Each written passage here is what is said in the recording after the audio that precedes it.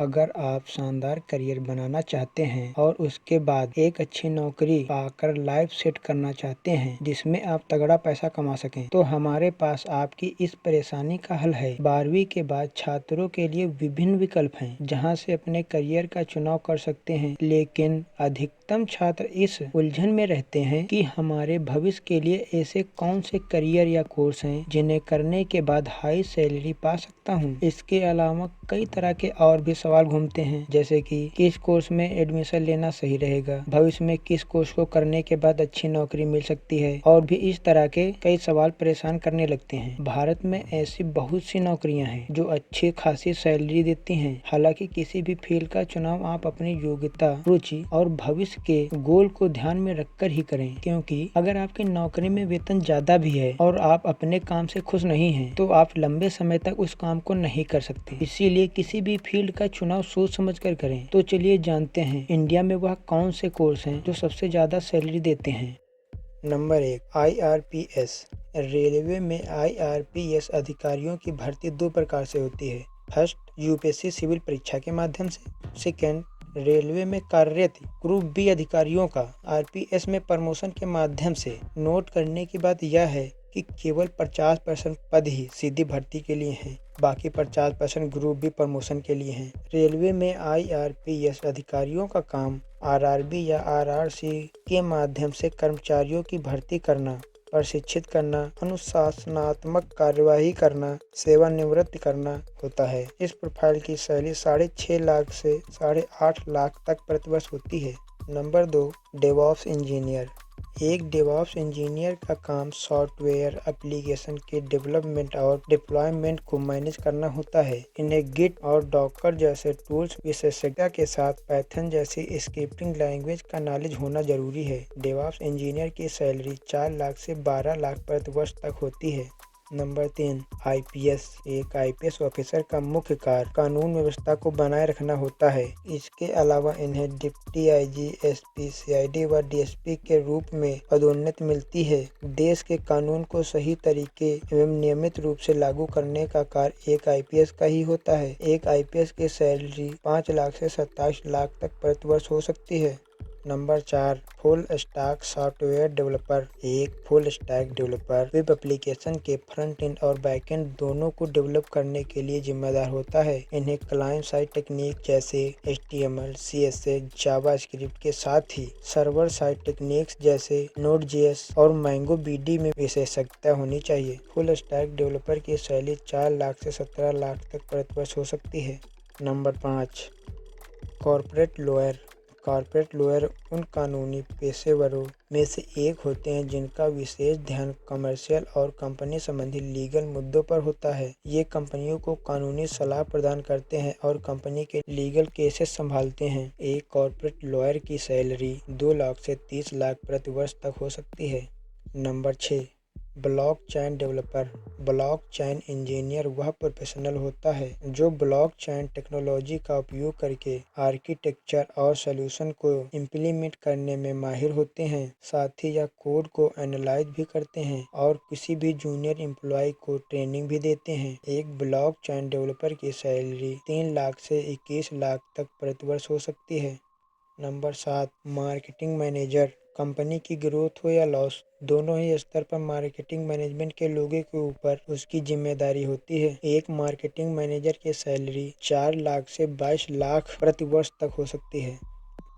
Number 9, machine learning.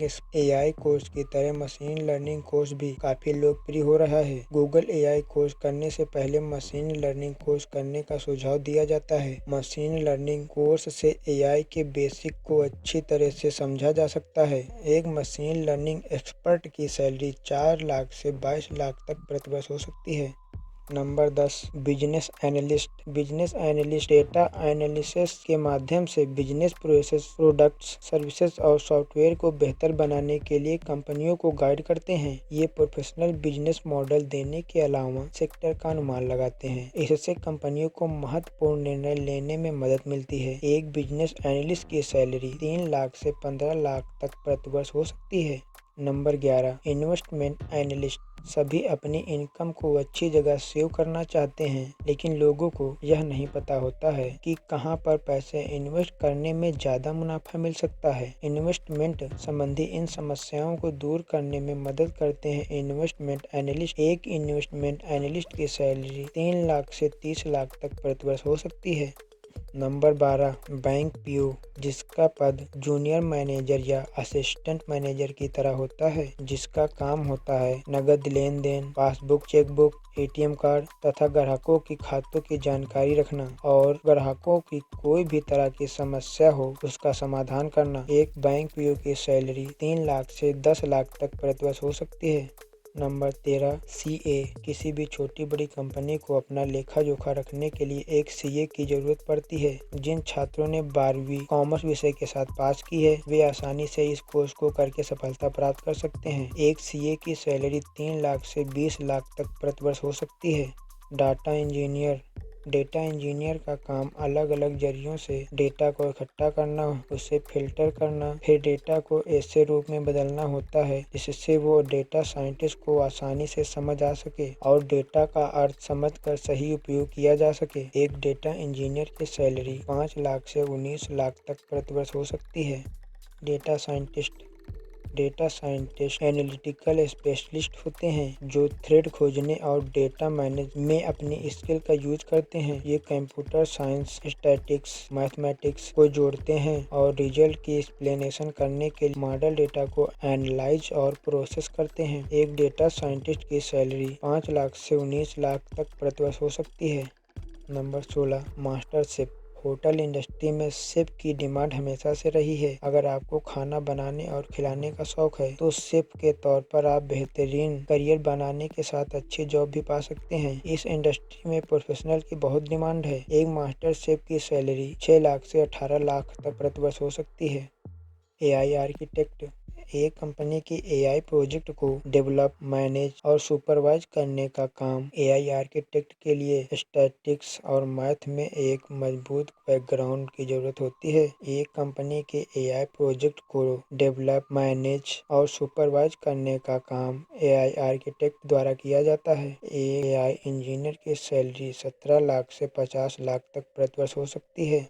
Management consultant, कामकाज के मामले में बिजनेस अधिक विस्तृत हो गए हैं। रिक्रूटर ऐसे उम्मीदवारों की तलाश करते हैं जो किसी बिजनेस को कुशलता से मैनेज करने के लिए ट्रेंड हो। दुनिया भर के बिजनेस स्कूल छात्रों को तेजी से बढ़ते उद्योग के लिए तैयार करने के लिए बिजनेस मैनेजमेंट में विशेष कोर्स ऑफर करते हैं। इन्हीं कोर्सों में से एक मैनेजमेंट कंसल्टेंट का भी कोर्स है। सबमरीन इंजीनियर, सबमरीन इंजीनियर में दूसरे देशों से सामान का लेन देन यानी कि इंपोर्ट और एक्सपोर्ट शामिल होता है, जिससे देश की अर्थव्यवस्था अच्छे तरीके से चलती रहे और यह सब मुमकिन हो पाता है शिप और बंदरगाहों से। सामान की लेन देन के जरिए इन बंदरगाहों और शिप को मरीन इंजीनियर बनाते हैं। एक सबमरीन इंजीनियर की सैलरी 4 लाख से 75 लाख तक हो सकती है। नंबर 20, प्रोडक्ट मैनेजर, एक प्रोडक्ट मैनेजर वह प्रोफेशनल होता है जो प्रोडक्ट में कस्टमर की ज़रूरतों को पहचान कर उसे डेवलप करता है। प्रोडक्ट मैनेजर पर फिजिकल और डिजिटल दोनों तरह प्रोडक्ट का बिजनेस आइडिया तैयार करने की जिम्मेदारी होती है। एक प्रोडक्ट मैनेजर की सैलरी 6 लाख से 35 लाख तक प्रतिवर्ष हो सकती है।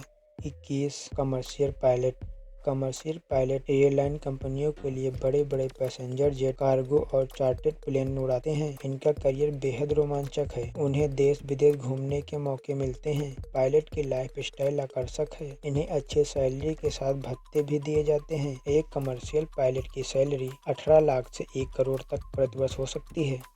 क्लाउड आर्किटेक्ट, एक क्लाउड आर्किटेक्ट कंपनी की क्लाउड कंप्यूटिंग स्ट्रेटजी को एनालिसिस करने के लिए जिम्मेदार होता है। इसमें क्लाउड अपनाने की योजना और डिजाइन, क्लाउड मैनेजमेंट और मॉनिटरिंग शामिल होता है। क्लाउड आर्किटेक्ट का वर्क बहुत ही टफ माना जाता है, हालांकि इनको सैलरी भी शानदार मिलती है। एक क्लाउड आर्किटेक्ट की सैलरी 4 लाख से 30 लाख तक प्रतिवर्ष हो सकती है। सॉफ्टवेयर आर्किटेक्ट, एक सॉफ्टवेयर आर्किटेक्ट वह स्पेशलिस्ट होता है जो हाई लेवल डिजाइन ऑप्शन बनाता है और कोडिंग जैसे तकनीकी मानकों को लागू करने का प्रयास करता है। इससे डेवलपमेंट प्रोसेस को आसान बनाते हैं। एक सॉफ्टवेयर आर्किटेक्ट की सैलरी 10 लाख से 36 लाख तक प्रतिवर्ष हो सकती है।